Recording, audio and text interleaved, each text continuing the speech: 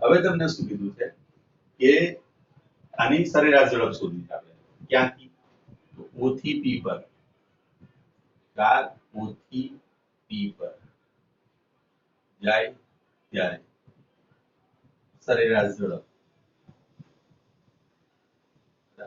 તો સરેરાશ ઝડપનું સૂત્ર શું છે આપણે જો બોલો સરેરાશ ઝડપ બરાબર શું લખીએ છીએ આપણે પથ લંબાઈ ભાગ્યા સમયગાળો યાદ છે ને ચલો પથ લંબાઈ એટલે ઊંથી P પર એની લંબાઈ પથ લંબાઈ શું થઈ ગઈ પથ લંબાઈ એટલે કુલ અંતર તો એ તો તમારી જોડે 360 મીટર છે અને સમયગાળો ડેલ્ટા ટી જે છે એ તમારી જોડે 18 સેકન્ડ જ છે એનું એ જ છે બરાબર એટલે તમે અહીં આગળ T2 T1 કરશો તો T18 - 0 ધેટ મીન્સ કે 18 સેકન્ડ જ આવવાનું છે બરાબર સમયગાળા માટે તો અહીં આગળ તમે લખશો 360/18 તો આનો જવાબ બી તમારો આવશે 20 મીટર પર સેકન્ડ તો અહીં તમે જોઈ શકો તો અહીંયા આગળ પ્રથમ કિસ્સામાં એટલે આ કિસ્સા માટે પ્રથમ કિસ્સામાં સરેરાશ વેગ અને સરેરાશ ઝડપના માન સમાન છે પહેલા કિસ્સા માટે તમે જોઈ શકો છો કે માન એટલે શું કહેવાય માનનો મતલબ મૂલ્ય હો આપણે મૂલ્યને સરખાઈ શકીએ કારણ કે સરેરાશ ઝડપ ને સરેરાશ વેગ સાથે દિશા સાથે ના સરખાઈ શકીએ કારણ કે આ દિશા વિહીન છે અને દિશા છે પર્ટિક્યુલર બરાબર O થી P તરફ આ દિશા છે પણ અહીંયા આગળ હું સરેરાશ ઝડપની દિશા ના બતાવી શકું હવે બીજો કિસ્સો આપણને શું કીધો છે કે તમે પહેલા O થી P પર ગયા અને P થી તમે Q પર આવ્યા હવે જ્યારે કાર O થી P પર જઈને Q પર આવે ત્યારે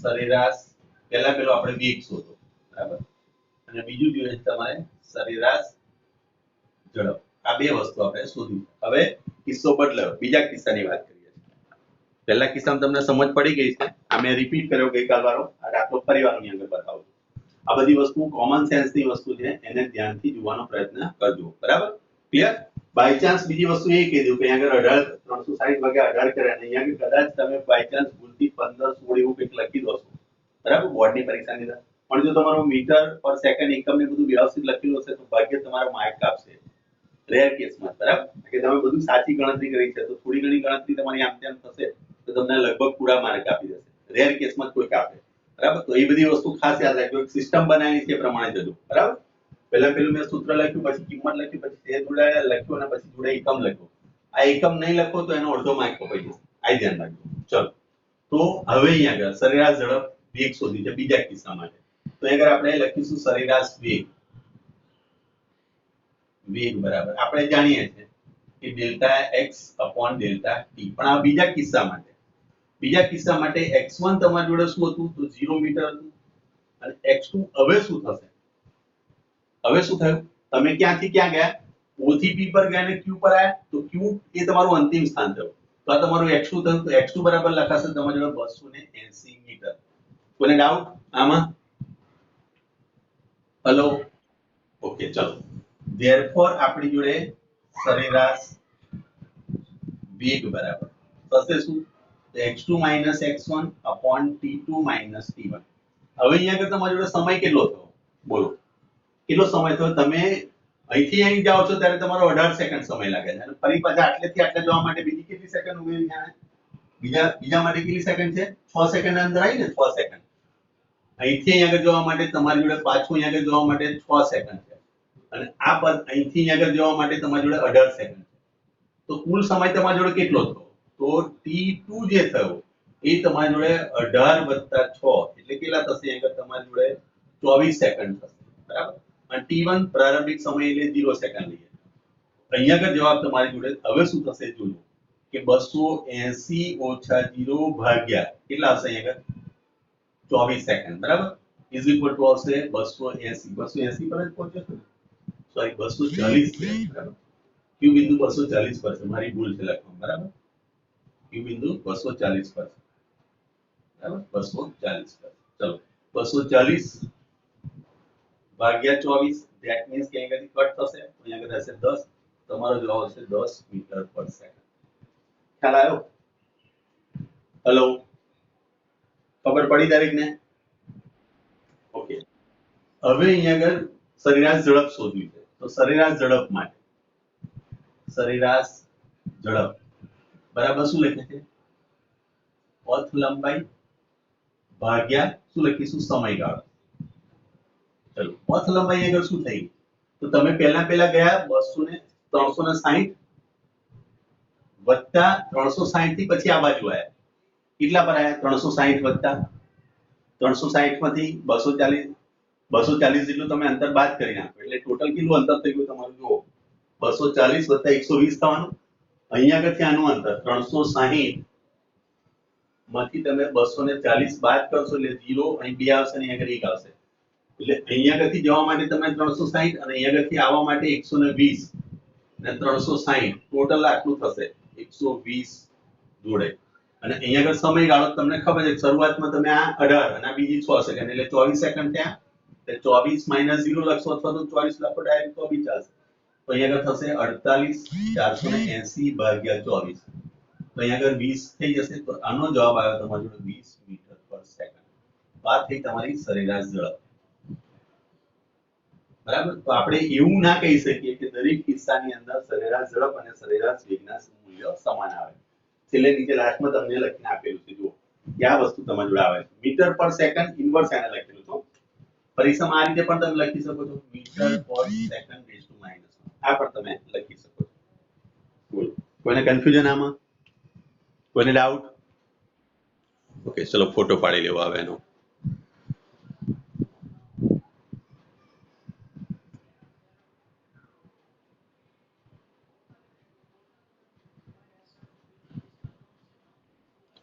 ચલો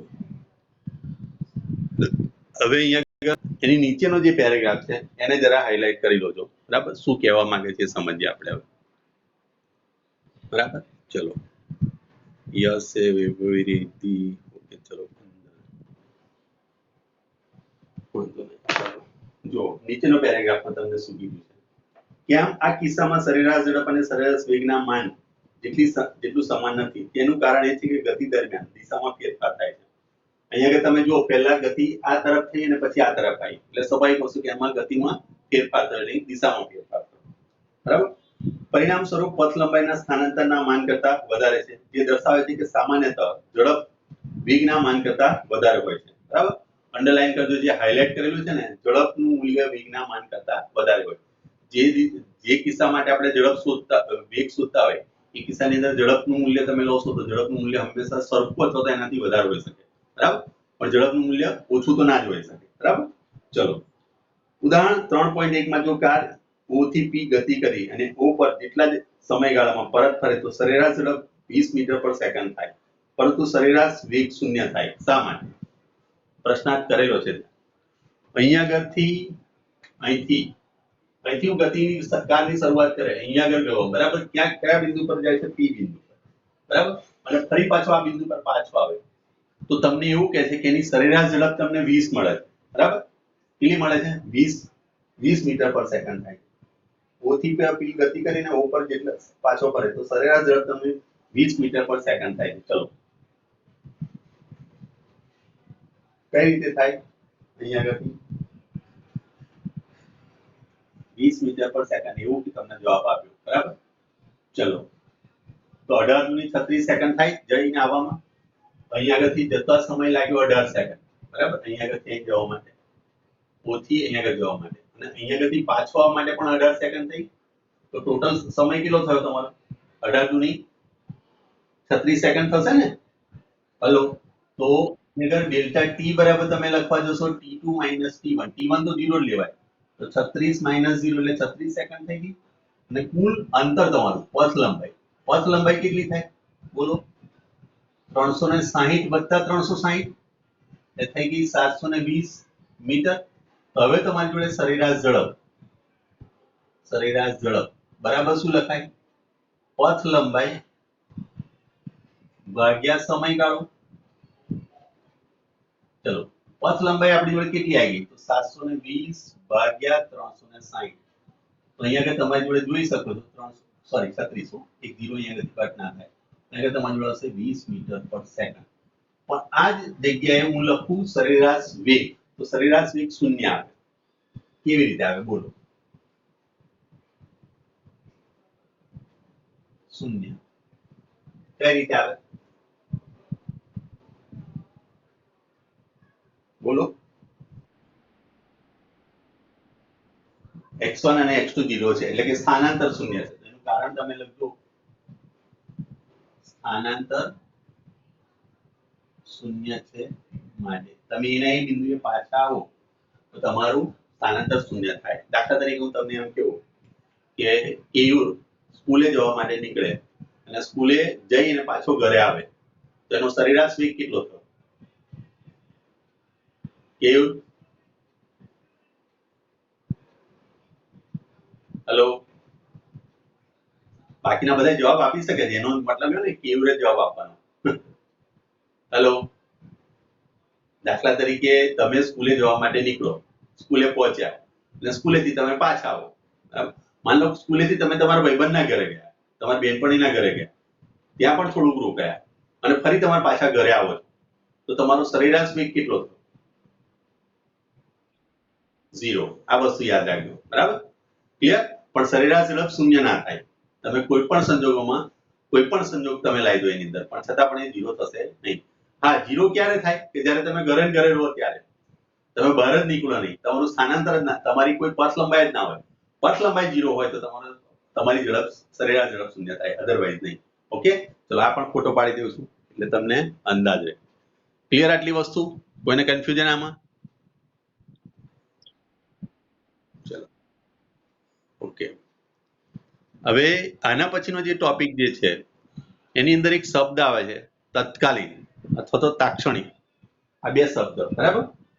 આમ સરેરાશ પરથી આપણે તત્કાલીન પર જઈએ છીએ અથવા તો તાક્ષણિક મૂલ્ય પર જઈએ છીએ. તો આ બે શબ્દ પહેલા સમજવાનો પ્રયત્ન કરીએ, બરાબર? તમારા ગુજરાતીના ટીચર છે મનીષા ટીચર, એમને મેં ઘણીવાર અમે ચર્ચા કરી તો એ વખતે હું એમને એવું કહેતો, બરાબર, કે જેનું ગુજરાતી સારું ને એનું ગણિત સારું, અને જેનું ગણિત સારું એનું વિજ્ઞાન ઓટોમેટિકલી સારું. તો આ બધા શબ્દો છે, ગુજરાતી તમારી ભાષા જો સારી હશે, લેંગ્વેજ સૌથી પહેલા પેલું આપણે જે મીડિયમમાં ભણીએ જે મીડિયમ તમને કમ્પ્લીટ ખબર હોય, તમારી ગુજરાતી સારી હશે તો ઓટોમેટિકલી તમને બધું ખબર પડી જશે, બરાબર? હવે કોઈને ખ્યાલ હોય તો મને કહી શકે તત્કાલીનનો મતલબ શું થયો? તત્કાલીન એક શબ્દ હું લખું છું, તત્કાલીન.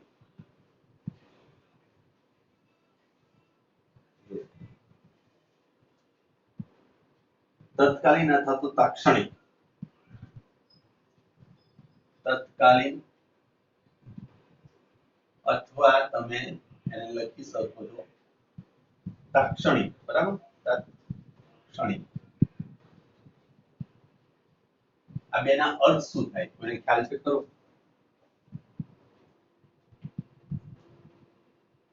ઓકે, ચલો ક્રિકેટ જુઓ છો બધા? હેલો, છોકરા છોકરીઓ બધા? ચલો, ક્રિકેટની અંદર બોલિંગ બેટિંગ બધું જે આયોજન કરનાર જે હશે જ્યારે પીચ પર હોય ત્યારે એનો આખો કમાન્ડ કેપ્ટન જોડે હોય. કેપ્ટન બધાને ફિલ્ડિંગમાં ગોઠવે ને કે ભાઈ તું આ બાજુ સ્લીપમાં ઉભો રહે, તું આ બાજુ ઉભો રહે, તું આગળ આય, તું પાછળ આય, બરાબર? અને બોલરને ચેન્જ કરે અથવા તો ફિલ્ડરને ચેન્જ કરે અથવા તો ટોસ કર્યા પછી એ વિચારે કે બેટિંગ મારે લેવું છે બોલિંગ લેવું છે, બધું ડિસિઝન કોણ લે? કેપ્ટન લે. હેલો, ઓકે, ચલો માની લો કે કોહલી એક મેચ રમે છે અને એની અંદર એને ટોસ કર્યો અને કદાચ એના પેટમાં ગડબડ થઈ ગઈ અને ઝાડા થઈ ગયા, બરાબર? અને ભાગવું પડ્યું, બરાબર? એ જતો રહ્યો, બરાબર? એ વોશરૂમની અંદર જતો રહ્યો. હવે પરિસ્થિતિ એવી છે કે એના બહાર નીકળાય એમ નથી. તો પછી હવે કોણ આવે કેપ્ટન તરીકે?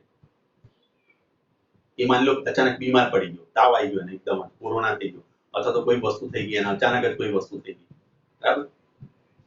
અને એ જતો રહે, બરાબર, કે હવે મારી તબિયત નથી સારી. તો પછી શું થાય?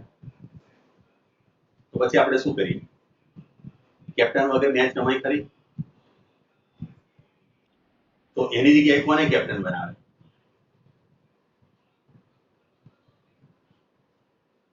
ક્રિકેટ તમે ઓછી જોતા હોય એવું લાગે. એના પછી કોનો વારો આવે? વાઇસ કેપ્ટન હોય, હેલો, તો ભાઈ તરીકે માની લો કે કોણ છે અત્યારે કદાચ આદિત્ય રહાણે છે ટેસ્ટની અંદર, તો આદિત્ય રહાણેને કેપ્ટન બનાવી દીધો અને અચાનક જ કોહલીને શું થયું, એ 5-6 ઓવર માટે કેપ્ટન બન્યો. અચાનક કોહલીની તબિયત સારી થઈ, હવે એને ઝાડા મટી ગયા, માનો પૂરી લઈ લીધી, બધું કમ્પ્લીટ થઈ ગયું, એ પાછો આવી જાય ફિલ્ડ પર, તો પછી પછી કેપ્ટન કોણ રહે?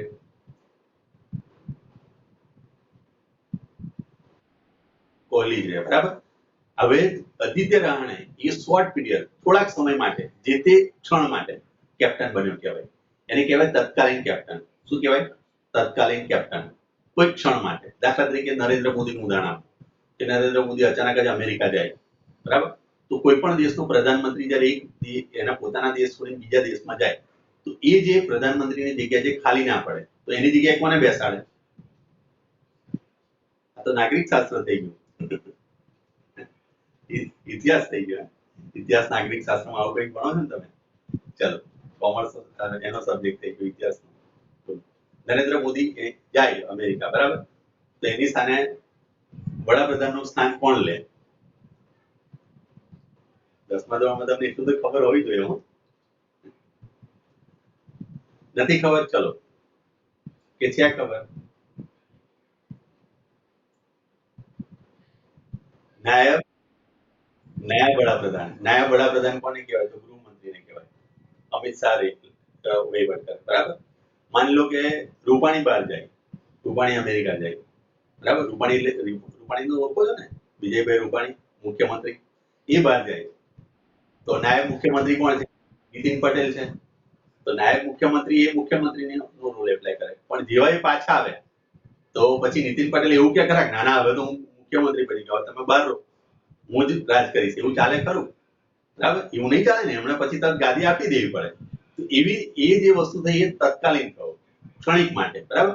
દાખલા તરીકે કદાચ તમને ખ્યાલ નહીં હોય કે ઇન્દિરા ગાંધી નું જયારે ઇન્દિરા ગાંધીને ગોળી મારી દીધી, ત્યાર પછી તાત્કાલિક એમના છોકરાને એ ગાદી પર બેસાડ્યો, તો તત્કાલીન વડાપ્રધાન કોણ થઈ ગયા? એ વખતે રાજીવ ગાંધી થઈ ગયા, બરાબર. તો એ વસ્તુ અહીંયા આગળ છે. તો એવું તત્કાલીન કોઈ ક્ષણિક માટે આવી જાય, કેવો શબ્દનો મિનિંગ થાય? જે તે ક્ષણે. એમ આનો મતલબ થાય શું? જે તે ક્ષણે. જે તે ક્ષણે. દાખલા તરીકે હું આગળ એ સ્થાનથી હું કાર લઈને નીકળું છું, માની લો અહીંયા આગળ આ કાર છે મારી, બરાબર. માની લો કે આવી રીતે કાર છે આપણી, આ કાર લઈને આપણે નીકળ્યા, બરાબર. અહીંયા આગળ અહીં માની લો કે બી પર પહોંચ્યા. આ સમજવાની વસ્તુ છે, ધ્યાનથી સમજો. આ બી સ્થાન પર પહોંચ્યા તમે, બરાબર. ક્લિયર? હવે મને બે રાશિઓથી હું પરિચિત છું. એક તો પહેલા પેલું માની લો કે અહીંયા આગળથી આટલું અંતર જે છે એ માની લો કે હમણાં જે એક્ઝામ્પલ લીધું એ 360 મીટર છે. આ ઓ બિંદુ છે અને આ પી બિંદુ છે. માની લો પી બિંદુ વાળું છે ને હમણાં એક્ઝામ્પલ, તો કાર અહીંયા આગળથી અહીં ગઈ, બરાબર. કેટલો સમય થયો? તો 18 સેકન્ડ લીધી. ચલો, તો અહીંયા આગળ બે રાશિ મને ખબર પડે છે. કઈ કઈ? સરેરાશ વેગ મારી શોધી શકાય. કયું સૂત્ર વાપરીશું સરેરાશ વેગ શોધવા માટે? કાર અહીંયા આગળથી શરૂ થઈને અહીંયા આગળ પહોંચી ગઈ, માની લો આ કાર અહીંયા આગળ આવી ગઈ પી બિંદુ પર, બરાબર. આ પી લઈ લો ને આ ઓ લઈ લો, ઓ થી પી પર પહોંચી ગઈ, બરાબર. સરેરાશ વેગ શું થાય? હેલો, સરેરાશ વેગ શું થશે? Delta x upon delta x upon delta T, એટલે x2 - x1 upon t2 - t1. તો અહીંયા આગળ તમારી જોડે થશે 360 - ભાગ્યા 18, તો અહીંયા થશે તમારી જોડે 20 મીટર પર સેકન્ડ, બરાબર. એ જ રીતે સરેરાશ ઝડપ શું થાય? સરેરાશ ઝડપ શું થાય? તો પથ લંબાઈ ભાગ્યા સમયગાળો. ચલો, પથ લંબાઈ કેટલી લઈશું? એ પણ 360 લઈશું અને આગળ 18 થઈ જશે, તો આ પણ 20 જ જવાબ આવ્યો. ક્લિયર આટલી વસ્તુ? તો અહીંયા આગળ તમે 0 સેકન્ડ થી શરૂ કરો છો, અહીં 18મી સેકન્ડે પહોંચો છો, એનો મતલબ એ થયો કે 10 વાગ્યાને 00 સેકન્ડે અહીંયા આગળ હતા અને 10 ને 18 સેકન્ડે અહીંયા આગળ 10 વાગ્યા 0 મિનિટ અને 18 સેકન્ડમાં તમે અહીંયા આગળ પહોંચી ગયા, બરાબર. 10 વાગ્યા 00 મિનિટ અને 00 સેકન્ડ. આ કલાક છે, આ મિનિટ છે અને આ સેકન્ડ છે. ક્લિયર આટલી વસ્તુ? આમાં કોઈને કન્ફ્યુઝન હોય તો હજુ મને કહી દો. હેલો, ખ્યાલ આવી ગયો આ વસ્તુનો? અહીંયા આગળ તમે 10 વાગે એક્ઝેક્ટ છો અને 10 વાગ્યા અને 18 મિનિટ તમે પી પર પહોંચ્યા છો. એ સંજોગોમાં તમારે બે રાશિ મળે છે, એક સરેરાશ વેગ મળે છે અને સરેરાશ ઝડપ મળે છે. પણ હવે હું તમને કોઈ તમને એવો પ્રશ્ન પૂછે કે ભાઈ 10 વાગે 00 મિનિટ અને 10 સેકન્ડ, બરાબર, કાર ની ગતિ શું, એટલે કે કારનો વેગ શું, એક્ઝેક્ટ 10 વાગે ને કેટલી સેકન્ડે, 10 સેકન્ડે. તો આ બે રાશિ પરથી આપણે માહિતી મળે ખરી?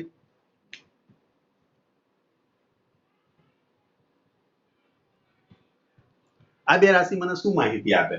આ બે રાશિ, આ રાશિ જે છે એ મને પ્રારંભિક સ્થિતિ અને અંતિમ સ્થિતિ, આ બે જ વસ્તુ મને બતાવશે. જે સરેરાશ વેગ બતાવશે, શું બતાવશે? ફક્ત પ્રારંભિક સ્થિતિ અને અંતિમ સ્થિતિ, વચ્ચેના માર્ગની કોઈ માહિતી મને આપશે નહીં. ક્લિયર આટલી વસ્તુ? જ્યારે આ રાશિ વચ્ચેના માર્ગની માહિતી આપશે, પણ એ માહિતી કેવી હશે? એવરેજ હશે. જે તે ક્ષણે નહીં આપે, તત્કાલીન નહીં આપે, બરાબર. આ જે વસ્તુ બતાવે છે પથ લંબાઈ ભાગ્યા સમય, તમે જે ગાડીમાં બેસી જાઓ છો એની અંદર તમે જે મીટર કાંટો જોવો છો તમે કે ભાઈ 60 ની સ્પીડ થઈ, 70 ની સ્પીડ થઈ, 80 ની સ્પીડ થઈ, તો પછી જ્યારે તમે એન્ડિંગ તમે જોવા જાઓ તો એ વખતે તમે સરેરાશ ઝડપ માપો છો. કે કોઈ જગ્યાએ તમારી કાર ઊભી પણ રહી હોય, ફાટક આવ્યો હોય, તો તમારી કાર દાખલા તરીકે તમે શરૂ કરો તો 0 થી શરૂ થાય, 10, 20, 30, 40, રોડ તમને ખુલ્લો મળ્યો તો તમે 80 90 પર બગાડશો. ટ્રાફિક આવી ગયું તો 10 પર આવી જશે. માની લો રેલવે નું ફાટક આવ્યું તો રેલવે ફાટક આગળ તમારી ગાડી ઊભી રહેશે, એ વખતે તમારી સ્પીડ 0 થઈ જશે, બરાબર. તો તમે શું કરો છો? બધાનું સમેશન કરો છો, એટલે કે એની એવરેજ કાઢો છો. અને એટલા માટે અહીંયા લખે છે સરેરાશ ઝડપ, એટલે કે એવરેજ એટલે કે સરેરાશ લો છો તમે. તો એનો મતલબ એ થયો કે અહીંયા આગળથી તમને ગતિપથની સરેરાશ ઝડપ આપે છે. આ જે માહિતી છે એ શું આપે છે? ગતિપથ પરની સરેરાશ ઝડપ આપે છે, સરેરાશ મૂલ્ય આપે છે. એક્ઝેક્ટ તત્કાલીન મૂલ્ય મળતું નથી. તો આ બે રાશિ પરથી આપણે તત્કાલીન મૂલ્ય મેળવી શકીએ નહીં. તો ક્વેશ્ચન એક સરસ બની જાય અહીંયા આગળ, બરાબર. તમને પરીક્ષામાં પ્રશ્ન પૂછે અહીંયા આગળ, ક્વેશ્ચન તમારો એવો બને, બરાબર.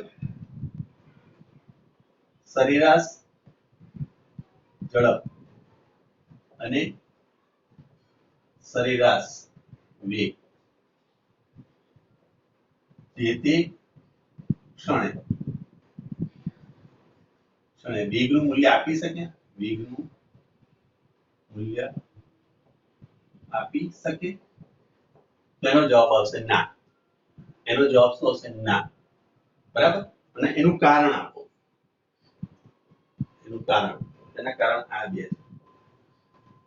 સરેરાશ વેગ જે છે એ પ્રારંભિક સ્થિતિ અને અંતિમ સ્થિતિ પર જ આધારિત છે. વચ્ચેના ગાળાની એની જોડે કોઈ માહિતી નથી. જ્યારે બીજી જે રાશિ છે એ સરેરાશ ઝડપ છે. સરેરાશ ઝડપ જે આપણને શું આપે છે? ગતિપથ પરની સરેરાશ મૂલ્ય આપે છે. એની એવરેજ મૂલ્ય, સરેરાશ મૂલ્ય આપે છે. આપણને જે તે ક્ષણે મૂલ્ય આપી શકતો નથી. માટે અહીંયા આગળ આ બંને આપણને તત્કાલીન મૂલ્ય નથી આપતા, જે તે ક્ષણે મૂલ્ય આપતા નથી. તો આની માટે આપણે એક નવી રાશિ આપણે શોધીએ છીએ, જેને આપણે કહીએ છીએ તત્કાલીન વેગ. શું કહીશું એને? જે તે ક્ષણે મારે મેળવવો છે. દાખલા તરીકે આ જગ્યાએ મારે શોધવું છે તો કારની ગતિ એટલે કે એ કહેવાશે તત્કાલીન વેગ. શું કહેવાય? તત્કાલીન વેગ અથવા તો તાક્ષણિક વેગ, એવો નામ આપવામાં આવે છે. ખ્યાલ પડ્યો આ વસ્તુ? પહેલા પેલું તત્કાલીન વેગ શા માટે જરૂરી છે? તો મેં બે વસ્તુ આ ઉદાહરણ લઈને તમને મેં સમજાવ્યું. એની ડાઉટ, કોઈ કન્ફ્યુઝન આમાં? હેલો, ઓકે, ચલો આનો હું ફોટો પાડી લઉં પછી તમને આગળ જઈએ, બરાબર. જે વસ્તુમાં સમજ ના પડે ને એ વસ્તુ મને તમે કમ્પ્લીટલી પૂછી લોજો હો. કારણ કે હવે અહીંયા આગળથી તમારું શરૂ થયું રિયલ ફિઝિક્સ. મેં તમને કીધું હતું કે અહીંયા આગળથી બધું આ રિયલ ફિઝિક્સ શરૂ થશે. જે વસ્તુ મેં તમને ચલાવી છે, બરાબર. ઓલરેડી આ બધી ચર્ચા મેં તત્કાલીન શબ્દ નથી વાપર્યો એ જગ્યાએ, પણ આ બધું વસ્તુ મેં તમને ચલાવ્યું છે. કઈ રીતે ચલાવ્યું છે હું સમજાવું તમને. ચલો, જ્યારે ક્લાસ મેં શરૂ કર્યો, જ્યારે તમને વેગને સંકલન શીખવાડતો હતો, ત્યારે મેં એક છોકરાનું ઉદાહરણ લીધું. પછી આપણે ખબર પેલું હાઇડ એન્ડ સીક ની રમત રમાડી હતી. તમને કીધું સમયગાળો આપણે ઓછો કરતા જઈએ છીએ. યાદ આવ્યું કઈ આવું? એક છોકરાનું નામ લખ્યું હતું, પછી સમયગાળો લખ્યો હતો, સમય ઓછો કરતા કરતા જતા હતા. યાદ આવ્યું? બરાબર. અને એ વખતે મેં લક્ષ શીખવાડ્યું હતું. લક્ષ, limit delta T tends to 0, બરાબર. અને એ વખતે મેં આવું લખ્યું હતું કે જ્યારે limit delta T tends to 0 થાય એ વખતે અહીંયા તમારો જે સરેરાશ વેગ હોય delta x upon delta T, આના બરાબર લખાય dx અપોન dt. અને આ બધાને આઈ થિંક આવડે છે. આમાંથી કોઈ એવો વિદ્યાર્થી નહીં હોય જેને આ વસ્તુની સમજ ના પડતી હોય. બરાબર. જેણે ધ્યાન નથી આપ્યું તો એ મારો જૂનો વિડીયો જોઈ શકે છે, બરાબર, અને એમાં પણ સમજ ના પડે તો મને આરામથી પૂછી શકે છે. અહીંયા આગળ તમે સીધા 12th ના માર્જિનમાં આવી જાઓ.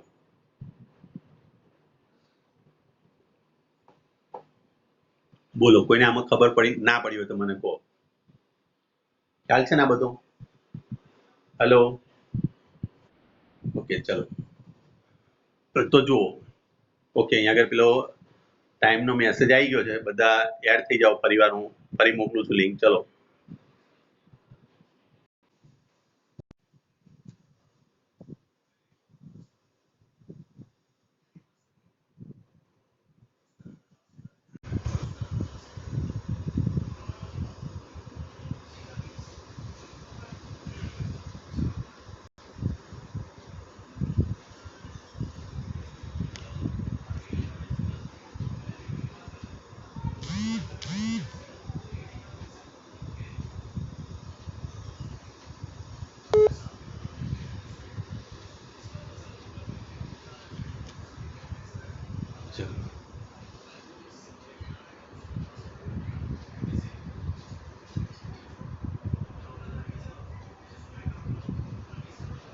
ચલો, સાક્ષી ખબર પડે છે ને બધી? હેલો સાક્ષી. હા, ચલો, સમજ ના પડે તો મને પૂછી લેવાનું. પછી એવું શરમ ના રાખશો. તમે એવું કદી એવું વિચારશો નહીં કે ભાઈ મેં શીખવાડી દીધેલું છે એટલે હું તમને નહીં શીખવાડું, એવું નથી, બરાબર. હા, તો તમારો સમય બગડે નહીં. અને કદાચ તમને પાછું પેલી વખતે વિકલન હું ચલાવતો હતો અને એ વખતે કોઈના માઇન્ડમાં એવું હોય કે ભાઈ વિકલન મારે શીખવાની મારી જરૂરિયાત નથી, બરાબર. કારણ કે અમુકને એવું લાગતું કે ભાઈ આ 12th નું અહીં કેમ શીખવાડે છે, તો મેં તમને 11 12 ના JEE નીટના કોન્સેપ્ટથી તમને વિકલન ચલાવ્યું, બરાબર. ચલો, અહીંયા આગળ આનો મતલબ થાય તત્કાલીન વેગ. આ જે બતાવે એને વેગ કહેવાય, પણ એ જે વેગ થયો એને કહેવાય તત્કાલીન વેગ, બરાબર. તત્કાલીન વેગ કહેવાય. અને મેં એવું કીધું હતું કે dx/dt બરાબર વેગ કહેવાય. અને બોલાય એવી રીતે કે x નું t ની સાપેક્ષે વિકલન, x નું t ની સાપેક્ષે વિકલન એ બીજું કશું નહીં પણ આપણને શું આપે છે? તત્કાલીન વેગ આપે છે. કયો વેગ આપે છે? તત્કાલીન વેગ. પણ સામાન્ય જીવનમાં સામાન્ય રીતે વ્યવહારમાં આપણે તત્કાલીન વેગની જગ્યાએ તત્કાલીન વેગને બદલે ફક્ત વેગ શબ્દનો જ ઉપયોગ કરીએ છીએ. આ ખાસ યાદ રાખજો, બરાબર. નોર્મલ જીવનમાં આપણે કદી એવું નથી બોલતા કે તત્કાલીન વેગ શોધો. હું હંમેશા તમને એવું કહેતો હતો કે દાખલા તરીકે એક સમીકરણ મેં આપ્યું હતું, y બરાબર તમારી જોડે t² + 2t + 1 છે. એ સ્થાનાંતર દર્શાવે છે. આ સ્થાનાંતર દર્શાવે છે. આવો કંઈક દાખલા મેં કરાય દર્શાવે છે. જ્યાં y એ મીટરમાં, t એ સેકન્ડમાં છે, તો t બરાબર 1 સેકન્ડ માટે તેનો વેગ શોધો. આવું મેં શબ્દ વાપર્યો છે, જોજો. પણ આનો મતલબ એવો થયો, આ તમને કહે છે તત્કાલીન વેગ. કયો વેગ શોધવાનો છે? તત્કાલીન વેગ. પણ નોર્મલ જીવનમાં આપણે દરેક વખતે તત્કાલીન વેગ બોલતા નથી, બરાબર. નોર્મલ જીવનમાં આપણે તત્કાલીન વેગ બોલતા નથી. ક્લિયર? સમજ પડી? આ તો એનો મતલબ એ થયો જ્યારે કોઈ વ્યક્તિ બોલે વેગ તો તમારો મતલબ શું કાઢવાનો? તત્કાલીન વેગ. અને તત્કાલીન વેગ આવે એટલે કઈ વસ્તુ આવે? લિમિટ આવે. લિમિટ આવે એટલે તમે ટેન્સ ટુ 0 કરો છો, સમયગાળાને શું કરો છો? Tends to 0. અહીં એ પણ લખી રાખજો કે delta T is not equal to 0. એને તમે શૂન્ય બનાવતા નતા. યાદ કરો, મેં તમને સમયગાળો પહેલા 1 કલાક કર્યો તો, પછી 30 મિનિટ કરી હતી, પછી 5 મિનિટ કરી હતી, પછી 1 મિનિટ કરી હતી, પછી 10⁻³ સેકન્ડ કરી હતી, 10⁻৯ સેકન્ડ કરી હતી, 10⁻12 સેકન્ડ કરી હતી, 10⁻15 સેકન્ડ કરી હતી. આમ હું સમયગાળા નાનો કરતો જતો હતો. કોઈ પણ જગ્યાએ મેં એને 0 નતો બનાવ્યો. મેં તમને એ વખતે પણ ચર્ચા કરી હતી. આવું કંઈક આપણે ભણીને આવેલા છે સમયગાળા વિશે, અને એ વખતે એને લિમિટ લખાય એવું મેં તમને સમજાવ્યું હતું. યાદ આવ્યું કઈ? હેલો? હા. ઓકે, ચલો. એનું એક એક્ઝામ્પલ બીજું પણ અહીંયા આપેલું છે, એ જુઓ. કે દાખલા તરીકે તમારી જોડે અહીંયા આગળથી આ 2 પોઈન્ટ છે. અહીંયા આગળથી 1 સેકન્ડ, 2 સેકન્ડ, 3 અને 4 સેકન્ડ ને 5 સેકન્ડ. તો 4 સેકન્ડને અનુરૂપ મારે અહીંયા જો કોઈનું તત્કાલીન મૂલ્ય શોધવું છે તો પહેલા હું શું કરીશ, આગળના મૂલ્ય જે હશે ને કોઈ બિંદુ આ બેને હું ધ્યાનમાં લઉં, આ P1 P2 ને ધ્યાનમાં લઉં, તે વખતેનો સમયગાળો જે છે એના કરતા પછી ઓછો સમયગાળો નાનો લ્યો. દાખલા તરીકે હું અહીંયા આગળ Q1 અને Q2 ને ધ્યાનમાં લઉં તો આમ રેખા તમે દોરશો ને આ બેને જોઈન કરતી, પછી આનાથી નાનું લેવા જઈશ ને ત્યારે આ બંને એને સ્પર્શી જશે, એકદમ નાનું મૂલ્ય. તો જ્યારે તમે સમયગાળો નાનો કરતા જાઓ, આ બધું પરીક્ષામાં કોઈ પૂછવાનું નથી, હું ધ્યાન રાખજો, તમે એનું ટેન્શન ના લો. તમે જ્યારે સમયગાળો નાનો કરતા જાઓ તો એ રાશિની નજીક તમે જાઓ છો, એ રાશિને તમે પકડી શકો છો. જ્યારે ડેલ્ટા ટી ટેન્ડ્સ ટુ 0 કરો છો, આ કોઈ દિવસ થિયરી નથી પૂછવાનું, એટલે એનું ટેન્શન ના લો. હું તમને જસ્ટ સમજાવું છું, આ તમને બધું જ આવડે છે. આનું વેગ શું થઈ જાય, આનો જવાબ શું આવી જાય સીધો v બરાબર, તો dy by dt લખાય અને એને v લખાય. આનું સૂત્ર શું થશે, 2t + 2 થઈ જશે, શીખવાડેલું છે ને. તો v of 1 1 સેકન્ડ માટે તમે લખવા જાઓ, અહીં t આવી જાય તો 1 સેકન્ડ માટે લખવા જશો એટલે 2 1 + 2 ધેટ મીન્સ કે 4 મીટર પર સેકન્ડ. આ જવાબ આવી ગયો. તમને આવડવું જોઈએ, આ બધી વસ્તુની કોઈ જરૂરિયાત નથી, આ ડિટેલ્સની કોઈ જરૂરિયાત નથી કે તમે સમયગાળો કેવી રીતે નાનો કરતા જાઓ છો, બરાબર. પણ છતાંય બુકની અંદર આપ્યું છે, એનું જે એક્ઝામ્પલ આપ્યું છે એ સમજાવવા માટે હું પ્રયત્ન કરું છું. મેં તમને એક સિમ્પલ આ ઉદાહરણ આપ્યું હતું એક છોકરાનું અને એના પરથી સમજાવ્યું હતું. હવે તમને જે ચોપડીમાં આપેલું છે ઉદાહરણ એના પરથી હું તમને સમજાવવાનો પ્રયત્ન કરું છું. પહેલા જુઓ, તમે આ બે બિંદુઓનો સમય લો છો તો અહીંયા આગળથી તમે બહુ દૂર થઈ જશો, પછી શું કરો, તમે નાનું કરતા જાઓ છો સમયગાળો, પછી નાનો કરતા જાઓ, પછી નાનો કરતા જાઓ.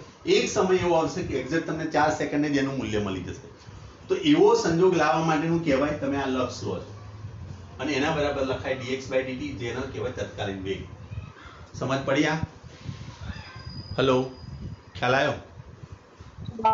ઓકે, ચલો, ગભરાશો નહીં, આ પરીક્ષામાં કોઈ પૂછવાનું નથી. હું આ તમને ખાલી જસ્ટ માહિતી માટે છે.